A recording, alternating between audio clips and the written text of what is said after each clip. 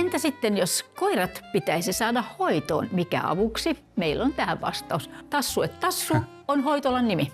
Kyllä, eli lemmikinhoiteli Tassu tuossa Helsingin Veräjälaaksossa. Ja eikö se ole vähän niin, että Tassu et Tassu on pääkaupunkiseudun kauiten toiminut hoitola? Kyllä, pitää paikkansa. Mikä on sun mielestä niin kuin parasta siinä, että koira voi tulla hoitoon ja minkälaiseen hoitoon?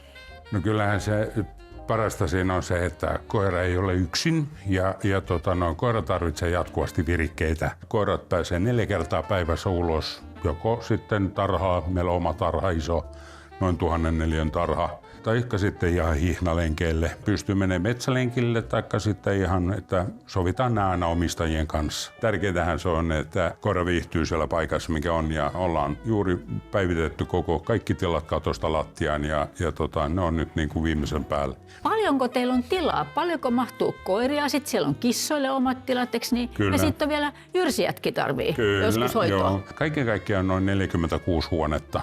Kiinteistö on rakennettu toimistokonteista, jossa on nyt sitten noin 5500 neliöä ja koko tontti on noin 2500 neliöä. Jokainen lemmikki on aina omassa huoneessa. Samassa perheestä, jotka tulee, niin yöpyvät totta kai samassa huoneessa ja näin, ja ulkoilutetaan sitten joko yhdessä tai sitten erikseen, jos näin omistaja on halunnut, että kun ei aina välttämättä tule toimeen kesken muiden kanssa. On niin sanottu päivähoito, joka meillä on periaatteessa minimissään tunti. Pisimmät on sitten, jotka on pidemmällä matkalla tai muuta, että on noin kuukauden. Sitten on tämmöisiä tapauksia, omistaja joutunut leikkaukseen ja ei pysty hoitamaan, niin on sitten vieläkin pidempään.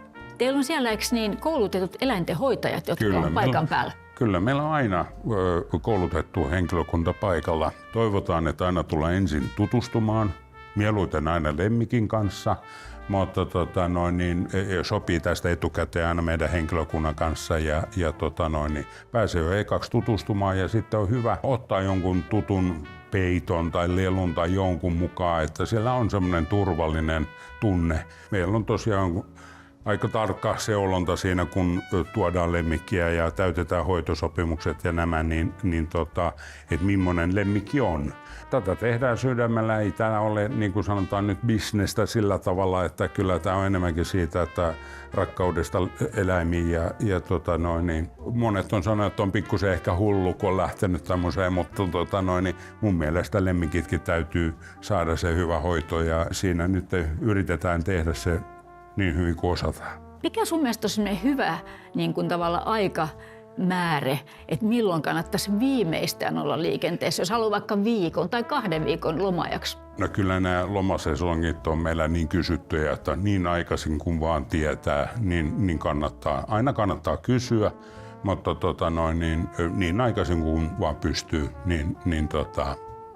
varmasti saa paikan.